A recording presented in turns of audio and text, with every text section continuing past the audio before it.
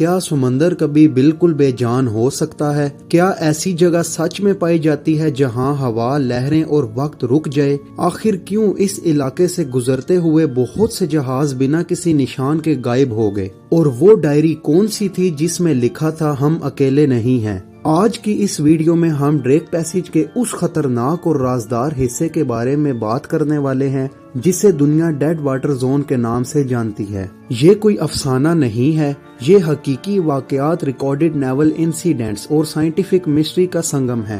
ڈریک passage south امریکہ کے بالکل نیچے اور انٹارکٹیکا کے پاس اٹلانٹک اور پیسیفک سمندروں کے درمیان ایک سمندری راستہ ہے۔ اس علاقے کے بارے میں کہا جاتا ہے اگر سمندر کا کوئی عذاب ہوتا تو وہ یہیں ہوتا۔ یہاں کی ویوز کبھی 10 فیٹ نہیں بلکہ 40 سے 60 فیٹ تک اونچی ہوتی ہیں اور ہوا کی رفتار 70 کلومیٹر فی گھنٹہ سے کراس کر جاتی ہے، اور ٹمپریچر اتنا نیچے ہوتا ہے کہ ذرا سا پانی بھی انسان کی زندگی منٹوں میں ختم کر سکتا ہے۔ لیکن یہ سب سے زیادہ خطرناک چیز نہیں، ان سب سے زیادہ خوفناک چیز ہے ڈیڈ واٹر زون۔ ہاں، dead water zone Drake passage کا وہ حصہ ہے جہاں سمندر ایک دم ساکن ہو جاتا ہے۔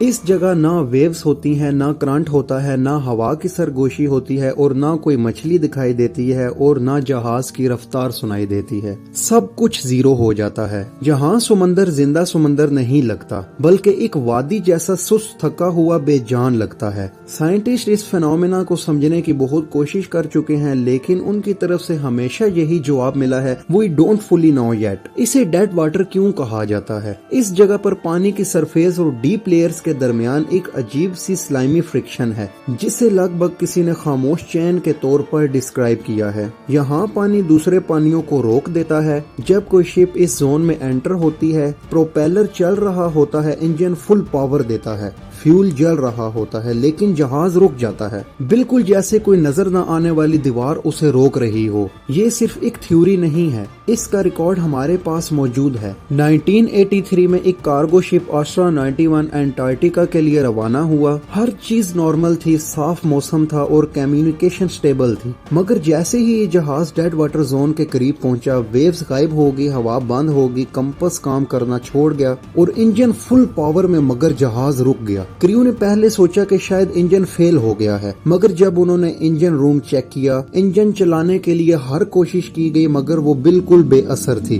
اسی دوران لوگوں نے پانی کے نیچے سے گہری سی ہلکی دھڑکن سنی، جیسے کوئی بہت بھاری چیز سمندر کے نیچے سانس لے رہی ہو۔ ایک سیلر نے اپنی ڈائری میں لکھا "یہاں سمندر زندہ ہے، یہ ہمیں دیکھ رہا ہے"۔ آسٹرا 91 وہاں 12 گھنٹے تک پھنسا رہا، پھر اچانک ہوا چلی، ویوز واپس آئی اور جہاز نے موومنٹ کرنا شروع کر دی۔ نہ ہی جہاز کوئی ڈیمیج ہوا اور نہ ہی اس کا کوئی ٹریس ملا، لیکن کریو کے چہروں پر حیرانگی کا سایہ پوری زندگی بھر رہا۔ اب جانتے ہیں اس کی سائنٹیفک ایکسپلینیشن یا کوئی بہانہ۔ ریسرچرز یہ سب کہتے ہیں lead water density, temperature, salinity mixture, internal wave suspension, micro bubble کی وجہ سے ہی یہ سب کچھ ہوا ہے۔ لیکن سوال یہ نہیں کہ یہ کیوں ہوتا ہے، سوال یہ ہے کہ یہ صرف اسی جگہ کیوں ہوتا ہے اور صرف شپ کو ہی کیوں افیکٹ کرتا ہے۔ اس کا جواب کسی کے پاس نہیں ہے۔ اور ایسے ہی ایک اور دوسرا انسیڈنٹ 1905 میں ایک نارویگین سائنٹیفک ایکسپیڈیشن اس زون میں پھنسی، جہاز کی رفتار اور ہوا کی رفتار زیرو ہو گئی اور ساؤنڈ بھی بالکل زیرو ہو گیا۔ کریو نے نوٹ کیا کہ انہوں نے مچھلیاں، ڈولفن، ویلز کچھ بھی نہیں دیکھا، سمندر مردہ لگ رہا ہے۔ ایک کریو ممبر جوہن نے ڈائری میں لکھا "یہاں زندگی نہیں، صرف انتظار ہے"، جیسے یہ جگہ کسی چیز کا انتظار کر رہی ہو۔ کچھ گھنٹوں بعد جہاز نارمل زون میں پہنچا اور سب واپس ٹھیک ہو گیا، مگر جوہن وہاں سے واپس آنے کے بعد کبھی خوش نہیں رہا۔ اس نے کہا "سمندر کا چہرہ اور بے جان آنکھیں اب بھی مجھے دکھتی ہیں"۔ اسی طرح ایک اور انسیڈنٹ جو کیمرہ کے ساتھ ریکارڈ ہوا، دی سیرافیم ایک سائنٹیفک ٹیم کے ساتھ انٹارکٹیکا مشن پر تھی۔ کریو کہتا ہے راڈار غائب ہو گیا، کمپس مس ریڈ ہو گیا اور کمیونیکیشن ڈراپ ہوگی، اور سمندر ایسے ہی ساکن ہو گیا۔ ڈرون اوپر بھیجا گیا، ڈرون سگنل کے بغیر گر گیا۔ جب ٹیم نے ڈرون کی فوٹیج ریکور کی، اس میں کچھ सेकंड्स के लिए गहरे पानी में बहुत बड़ी छाया तैरती हुई नजर आई। साइंटिस्ट ने कहा ये व्हेल मछली हो सकती है, लेकिन जहाज पर बहुत साल का एक्सपीरियंस रखने वाले कैप्टन ने जवाब दिया वो व्हेल नहीं थी, और वो बात यहीं खत्म हो गई। पुराने सेलर्स का मानना ये है कि ड्रेक पैसेज किसी और की मलकियत है और डेड वाटर जोन उसका दरवाजा है। कुछ लोग कहते हैं यहाँ समंदर जिंदा है, कुछ लोग कहते हैं ये दो समंदरों की रूह का संगम है, कुछ ये कहते हैं ये पुरानी डूबती हुई तहजीब का राज है, लेकिन सब एग्री करते हैं यहाँ कुछ तो है। अब ये कह सकते हैं कि ये सिर्फ साइकोलॉजिकल इफेक्ट है या कोई असल में आवाज है। डेड वाटर जोन में लोगों ने बहुत नोट किया है, दिमाग बोझल हो जाता है, सोच धुंधली हो जाती है, खामोशी का वजन सीना दबा देता है। सिर्फ खामोशी नहीं, खामोशी जो सुनाई देती है जिसका कोई साइंटिफिक जवाब नहीं मिला आज तक।